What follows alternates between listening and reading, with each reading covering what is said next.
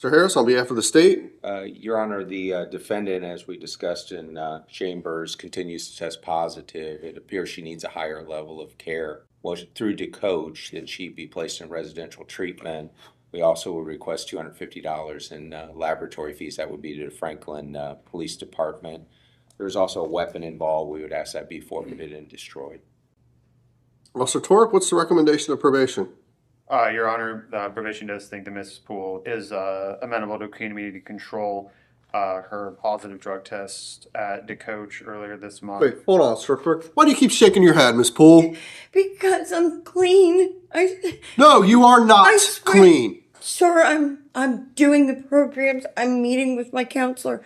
I am. I don't know what's going on. I don't know if it's the medicine I've been taking for my seizures. I don't know what it is, but I swear to you, on everything I love, I'm not doing anything. I wouldn't do it again. I don't want to.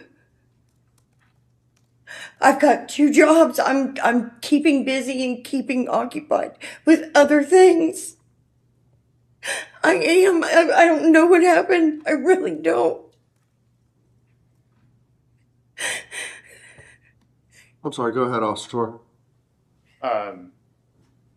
I was informed that she did have a positive confirmed test at DeCoach on the 10th of this month. She tested positive again today. The recommendation from treatment at the time of her assessment was for outpatient. However, considering the positive test that was confirmed by DeCoach on the 10th and the 21st, which is being today prior to court, there is a recommendation that there should be at least an increased level of care. Are we sending today's test out? Yes. And we don't have the results of the oral swab? Not yet, Your Honor.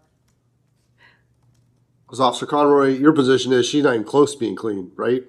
That's my position. When I tested her this morning, her sample was bright green, which is a sign to us that she was possibly using something to alter the test or flush her system.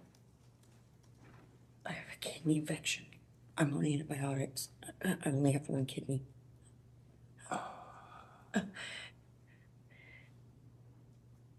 I've passed every other drug test.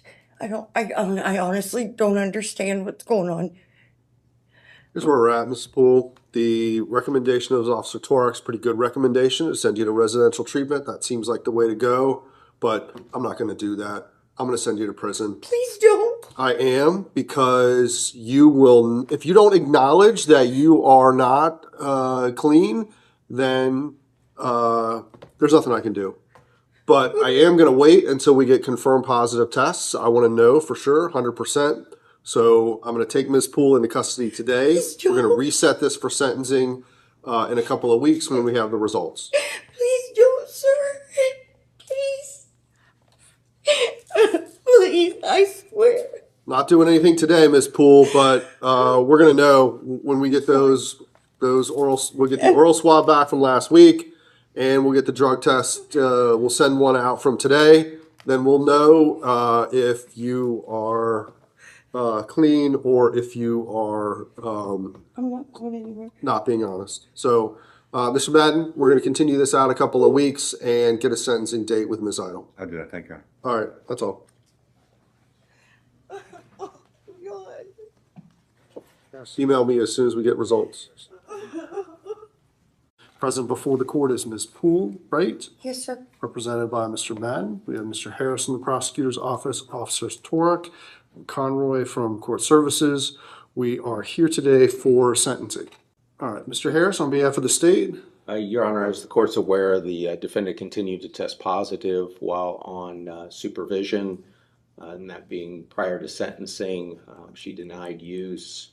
That had to be sent off to the lab. Since the last time we were before the court, she has a new case that is pending that was developed while she was in our jail. We do not feel she is amenable to community control at this time, and we would ask you to impose a prison sentence. Officer Torek, Officer Conroy, anything from court services? Nothing further. Nothing further, Your Honor. Mr. Madden? All right, I went to speak with Rachel yesterday in jail and had a long talk with her about the situation. We talked about honesty and how she hasn't always been honest with me or with you, and she expressed regret for that. She told me she wrote you a letter apologizing for lying to you. the coach program is something she really liked to do. She says she's finished with this lifestyle. She's 47 years old. She takes care of horses. She's a very genuinely a nice person, but obviously she has a drug issue that how many people involved with drugs don't lie. But she says that she's finished with that and she's changed her life. I know her fiance Tony's here. He'd like to address the court if you'd be willing to listen to him, and I know she'd like to address you too. Okay, sir, what do you want to tell me? She's been through some stuff. She's definitely has had an issue with some lies. She's lied straight to me with proof in it. I know that she's had a history. Denial. It's been an ongoing problem. Talking to her these last several times, I believe that, I mean, I've heard a difference in her voice. She wants to be done, but not only she wants to be done, I told her she has to be. I will add pressure, and I believe she wants to be better. All right, thank you, sir. Ms. Poole, you get the last word in this. What do you want to tell me? I'm so sorry that I lied to everybody. I really am. Before, when I was here, I can honestly tell you that I when I got out of here, I had every intention of using again. And I don't right now. I have no desire, and I have had no desire since I was here the last time. I screwed up in a big way, and I am very sorry. I really, truly am. I like my counselor. I like the groups. I love Conroy, and I know that I'm a little slow to the punch here, but I'm ready to do it right if you'll find it to allow me to do so. I will not, Ms. Poole. And here's where I'm at on this, is that at some point, I have to vindicate the system. And I cannot continue to listen to the nonsense that you have spewed at me for all this time. And, you know, when we were here last, I made a fairly convincing argument about how you didn't know how this got in your system. And Officer Conroy was pretty adamant that you were tampering with the samples or something. I don't even remember what all that was entailed. But you were adamant that you did not use meth. And then you get back to the jail, and then you start calling somebody to get the meth out of the car that's in the parking lot of my courthouse. I just didn't want anybody to get in trouble for my mistake, sir. I really didn't. And it was Tony that I was talking to. Because I didn't want him to get in trouble, and I knew that it could have been my son that drove my car, and I couldn't let somebody get in trouble for me. And I knew that I was taking a chance when I made that call, sir. I don't mean to interrupt, but you have to know that I couldn't let it happen. Are you done, Miss Poole? I'm sorry. Because it's the same sort of nonsense that I keep getting from you over and over and over again. And while I do agree that you probably do want to do better and that you have an honest desire to do that, you have to answer for the things that you have done in this case. And I think that it would seriously demean the seriousness of this offense and is not consistent with the purposes and principles of sentencing to continue you on probation. So I'm going to order you serve 24 months in prison. I am going to give you credit for the 57 days that you have already done. This includes an optional period of post-release control. That means the adult parole authority can, but is not required to supervise you for up to 2 years after your release. At some point in this pool, you're going to get out of prison, and hopefully you're going to go into treatment when you get out of prison.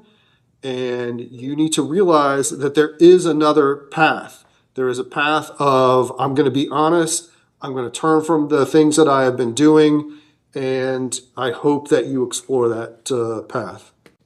Good luck to you, Ms. Poole. Thank you.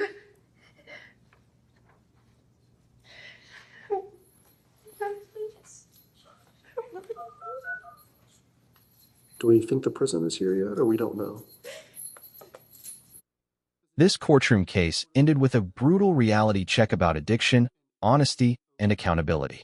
The defendant begged for another opportunity, admitted to lying, and claimed she genuinely wanted to change her life. Her defense attorney and fiancé both tried to convince the court that she still deserved treatment over prison. But in the end, the repeated positive drug tests, allegations of tampering, and especially the phone calls about meth outside the courthouse completely destroyed the judge's trust.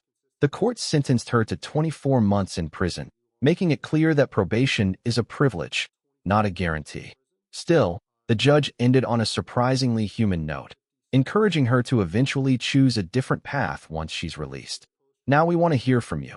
Should the court have given her one final chance at treatment, or was prison the only option left? If you found this case as shocking as we did, make sure to hit that like button, share your thoughts in the comments, and don't forget to subscribe for more jaw-dropping courtroom breakdowns.